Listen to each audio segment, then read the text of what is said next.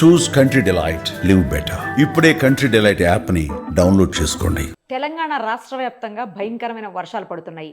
ముఖ్యంగా హైదరాబాద్, గ్రేటర్ హైదరాబాద్లో అయితే ప్రతి చోట కూడా చాలా దారుణంగా వర్షాలు పడుతున్నాయి. అది కూడా ఈరోజు, రేపు, ఎల్లుండి కొనసాగుతాయని చెప్తున్నారు. ఆల్మోస్ట్ రెడ్ అలర్ట్ని జారీ చేశారు. దీనికి సంబంధించి మరింత సమాచారం మనకు అందించేందుకు వాతావరణ శాఖ అధికారి శ్రీనివాస్ గారు లైవ్ కాల్లో అందుబాటులో ఉన్నారు.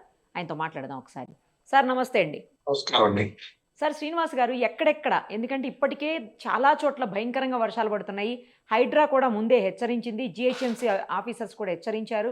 ఇప్పటికే స్కూల్స్ కూడా హాఫ్ డేస్ పెట్టారు, ఈరోజు రేపు కూడాను. సో చాలా జాగ్రత్తలు తీసుకుంటున్నారు.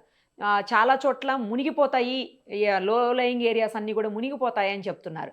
సో మీరు చెప్పే సమాచారం మరింత విలువైంది, ఇప్పుడు చెప్పండి సార్. మనకి గత 2-3 రోజుల నుంచి మనం పశ్చిమ మధ్య బంగాళాఖాతం, తూర్పు కోస్తా ఆంధ్ర తీరం సమీపంలో ఒక అల్పపీడన ప్రాంతం ఏర్పడే అవకాశం ఉందని మన బులెటిన్స్ లో చెప్తున్నాము. అలాగే ఈ రోజు ఉదయం మార్నింగ్ కి 5:30 గంటల సమయంలో అక్కడ ఒక అల్పపీడన ప్రాంతం అనేది ఏర్పడినట్టు మనకి నిర్ధారణ అయిందండి. ఈ అల్పపీడన ప్రాంతం ఏర్పడినప్పుడు ఏమవుతుందంటే మనకి వెనకాలన్న భూభాగం మీద మనకి బాగా మాయిశ్చర్ అక్యుములేషన్, క్లౌడీనెస్ వస్తుంటుంది. అట్లాగే మనకి ఋతుపవన గాలుల్లో ఋతుపవన ద్రోణి అనేది ఉంటుంది. ఈ ద్రోణికి దక్షిణ భాగంలో కూడా బాగా వర్షాలు పడతాయి. ఇన్నాళ్ళు మనకి పశ్చిమ మధ్య బంగాళాఖాతం ప్రాంతంలో ఇలాంటి సినాప్టిక్ ఫీచర్ అంటాం దీన్ని, ట్రిగరింగ్ మెకానిజం ఫర్ రెయిన్స్ అన్నమాట డ్యూరింగ్ మాన్సూన్ సీజన్.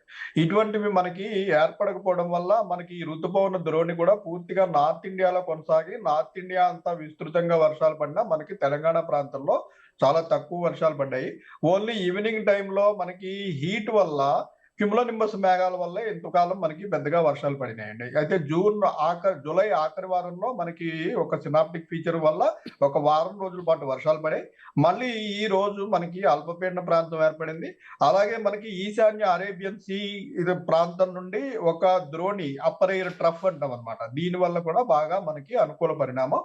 ఇది కూడా తెలంగాణ మీదుగా మనకి ఇప్పుడు ఈ పశ్చిమ మధ్య బంగాళాఖాతంలో ఏర్పడిన అల్పపీడనం వరకు కొనసాగుతుంది. ఈ ఫీచర్స్ అన్ని ఏంటంటే మనకి తెలంగాణలో రాబోయే 4-5 రోజుల్లో విస్తృతంగా వర్షాలు పడటానికి చాలా అనుకూలమైన పరిణామాలు. అందువల్ల మనము రాగల 5 రోజులకి కూడా అతి భారీ వర్షాలకి సూచన ఇచ్చాము.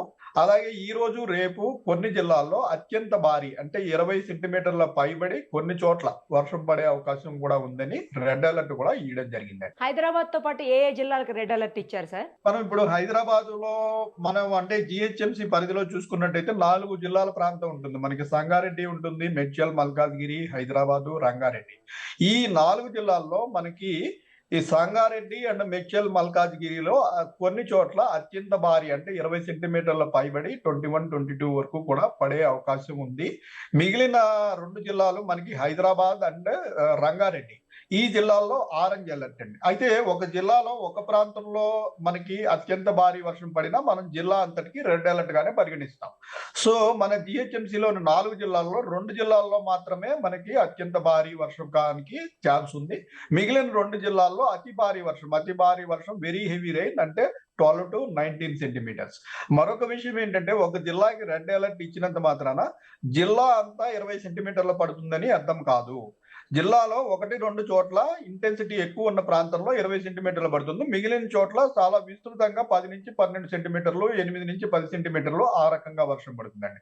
సో మనం హైదరాబాద్ జిహెచ్ఎంసీ ప్రాంతానికి రెడ్ అలర్ట్ ఇచ్చినంత మాత్రం జిహెచ్ఎంసీ పరిధిలోని 4 జిల్లాల్లోనూ 20 సెంటీమీటర్లు అన్ని చోట్ల పడుతుందని అర్థం కాదు. సో అంతగా కంగారు పడాల్సిన అవసరం లేదు. కొన్ని ప్రాంతాల్లో 1-2 ప్రాంతాల్లో ప్రతి జిల్లాలోనూ ఛాన్స్ అయితే ఉంటుందండి అతి భారీ వర్షానికి. ఇప్పుడు జిహెచ్ఎంసీ పరిధిలో అంటే మన హైదరాబాద్ సిటీలోకి వచ్చేసరికి ఏ ప్లేసెస్లో ఎక్కువ పడే అవకాశం ఉందండి? అలాగే కంటిన్యూస్గా పడుతుందా? ఈ 2-3 రోజుల వర్షాలు గ్యాప్ తోటి పడుతుందా? మనకి ముఖ్యంగా ఈ వర్షాలు మనకి సాయంత్రం సమయం అంటే ఇది ఈ అల్పపీడన ప్రాంతం ఏర్పడినప్పుడు ఏంటంటే మనకి ఇదివరకుట్లాగా పగలంతా ఎండ కాసేయడము, సాయంత్రం వచ్చి దబదబా ఒక 2 గంటలు వర్షం పట్టము అటువంటి ఫినామినా ఉండదు. మనకి పూర్తిగా మేఘావృతమై ఉంటుంది. మనం చూస్తున్నాం రాష్ట్రం అంతా ఈ రోజు పూర్తిగా మేఘావృతమై ఉంది. అడపా జల్లులు పడుతుంటాయి. ఉన్నట్టుండి వర్షం కొన్ని ప్రాంతాల్లో పెరుగుతూ ఉంటుంది. అయితే ఎక్కువగా భారీ వర్షం అనేది మనకి కొంచెం టెంపరేచర్లు పెరిగి క్లౌడ్ అక్యుములేషన్ అయిన తర్వాత తర్వాత సాయంత్రం రాత్రి వేళల్లో ఎక్కువగా భారీ వర్షం అనేది ఆ సమయంలో పడే అవకాశం ఉంటుంది. ఈ రోజు చూసుకున్నట్టయితే మనకి ఈ సంగారెడ్డి ప్రాంతంలోను, అలాగే మనం మేడ్చల్ మల్కాజ్గిరి అంటే నార్త్ హైదరాబాద్ మనలోని మన కుకట్పల్లి, షేర్లింగంపల్లి ఈ ప్రాంతాల్లో కొంచెం అతి భారీ నుంచి అత్యంత భారీ వరకు వర్షాలు. మిగిలిన రాష్ట్రంలోని మన సిటీలోని మిగిలిన అన్ని ప్రాంతాల్లోనూ కూడా heavy rain, very heavy rain. Heavy rain అంటే మనకి 7 సెంటీమీటర్స్ దాటి 12 సెంటీమీటర్ల వరకు హెవీ రెయిన్, 12 సెంటీమీటర్ల నుంచి 19 సెంటీమీటర్ల వరకు వెరీ హెవీ రెయిన్. సో ఈ రకంగా మొత్తం 4 జిల్లాల్లోనూ కూడా జిహెచ్ఎంసీ పరిధి అంతా కూడా విస్తృతంగా వర్షం పడే అవకాశం ఈ రోజు ఉందండి. అలాగే రాష్ట్రంలోని అన్ని జిల్లాల్లోనూ కూడా ఉంది. సో రాబోయే 48 గంటలా లేకపోతే 72 గంటలు జాగ్రత్తగా ఉండాల్సిన అవసరం ఉందా సార్? ఈ అల్పపీడనం ప్రాంతం ఈ రోజు ఏర్పడిందండి. రాగల 24 గంటల్లో ఇది కొంచెం మరింత స్పష్టమైన అల్పపీడన ప్రాంతంగా పుంజుకునే అవకాశం ఉంటుంది. ఆ తర్వాత ఇది ఏంటంటే మనకి వాయువ్య దిశలో ప్రయాణించి మన ఉత్తర కోస్తా ఆంధ్ర తీరం దాటి సౌత్ ఒడిస్సా మీదుగా తీరం దాటిన తర్వాత ఈ సిస్టమ్స్ అన్ని బలహీనం అవుతాయి. సముద్రంలో ఉన్నంత కాలం వాటికి బలం పెరుగుతూ ఉంటుంది. సో ఈ రోజు ఏర్పడింది కాబట్టి మరొక 24 గంటలు దానికి బలం పెరిగే అవకాశం ఉంటుంది. ఆ తర్వాత దాని బలం నెమ్మదిగా తగ్గుతుంది. అయినప్పటికీ అది మనకి తూర్పు కోస్తా ఆంధ్ర తీరం అలాగే ఒడిస్సాలోకి ప్రవేశించినాక ఆ అల్పపీడనం యొక్క అప్పర్ పార్ట్ మనకి సముద్ర తలం నుంచి 7 నుంచి 8 కిలోమీటర్ల వరకు కూడా ఆ సర్క్యులేషన్ అనేది ఉంటుంది. సో ఈ సర్క్యులేషన్ దక్షిణ దిక్కుకి వాలి ఉంటుంది. ఆ దక్షిణ దిక్కుకి వాలి ఉండటం వల్ల మనం ఆ దిశలో తెలంగాణ రాష్ట్రం ఉండటం వల్ల మన ప్రాంతంలో అప్పర్ ఎయిర్ లో మాయిశ్చర్ అక్యుములేషన్, క్లౌడ్ ఫార్మేషన్ కి ఎక్కువ అవకాశం ఉంటుంది. సో అలాగే ఇప్పుడు ట్రాఫిక్ విషయంలో కూడా జాగ్రత్తలు తీసుకోవాల్సిన అవసరం ఉందా అండి? అలాగే స్కూల్స్ ఇప్పటికే ఈ రోజు రేపు కూడా హాలిడేస్ అంటే హాఫ్ డే స్కూల్స్ ప్రకటించున్నారు. అవి కూడా జిహెచ్ఎంసీ పరిధిలో ముఖ్యంగా అవి కూడా కంప్లీట్‌గా క్లోజ్ చేయాల్సినటువంటి అవసరం ఉంటుందా? ఈ వార్నింగ్స్ పంపించిన తర్వాత యాక్చువల్ గా మనం ఇచ్చిన ఫోర్కాస్ట్ ఆ ప్రకారం జరుగుతుందా లేదా అన్నది మనం నిత్యం మన రాడార్ ద్వారా మనం గమనిస్తూ ఉంటాము. ప్రతి 10 నిమిషాలకి ఎంటైర్ తెలంగాణ 1 స్కాన్ అయిపోతుందండి. మనకి 33 డిస్ట్రిక్ట్స్ మనకి రాడార్ లో ప్రతి 10 నిమిషాలకి ఒక అప్డేట్ వస్తుంటుంది. సో ఆ ప్రతి 10 నిమిషాలకి వచ్చిన అప్డేట్లో మనం ఈ రోజు రెడ్ అలర్ట్ ప్రకటించిన జిల్లాలో నిజంగా క్లౌడ్ ఫార్మేషన్ అవుతుందా, ఆ స్థాయిలో అవుతుందా, అది ఏ దిక్కులో ప్రయాణిస్తుంది, రాగల 2 గంటల్లో అది ఏ వైపుకి వెళ్తుంది, ఎక్కడ భారీ వర్షం పడుతుంది అన్నదాన్ని మనం ఒకసారి ఫోర్కాస్ట్ ఇచ్చేసిన తర్వాత నౌకాస్ట్ బులెటిన్ అనేది ప్రతి 3 గంటలకి 24/7 మన ఆఫీస్ నుంచి ఇవ్వడం జరుగుతుంది.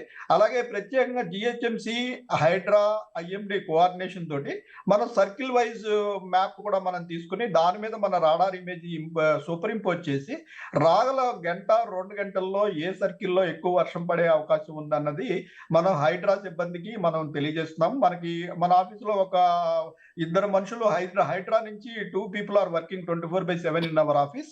సో మనం ఈ రాడార్ అప్డేట్స్ ద్వారా వారికి తక్షణం రాగల 1-2 గంటల్లో ఎక్కడ వర్షపాతం పెరిగే అవకాశం ఉంది, ఎటువైపు ఈ క్లౌడ్ మాస్ కదిలే అవకాశం ఉంది అన్న విషయాన్ని మనం తెలియజేయడం. వారు క్షేత్రస్థాయిలో ఈ డ్రైన్లు క్లీన్ చేసేవారు, అట్లాగే మన ట్రాఫిక్ సిబ్బంది, ఎన్డీఆర్ఎఫ్ సిబ్బంది వీరందరినీ మొబిలైజ్ చేసి ఆ ప్రాంతంలో మనకి ట్రాఫిక్ ఇబ్బందులు కానీ ఇతర ఇబ్బందులు కానీ ప్రజా జీవనానికి ఇబ్బంది కలగకుండా కోఆర్డినేషన్ తో పనిచేయడం కూడా జరుగుతుందండి. రైట్ అండి. ఎప్పటికప్పుడు రెయిన్స్‌కి సంబంధించిన అలర్ట్స్, అప్డేట్స్ కోసం మళ్ళీ మిమ్మల్ని కాంటాక్ట్ చేస్తామండి. Thank you so much. Thank you. Suman టీవీలో మీ పర్సనల్ అండ్ బిజినెస్ ప్రమోషన్స్ కోసం కింది నెంబర్కి కాంటాక్ట్ చేయండి.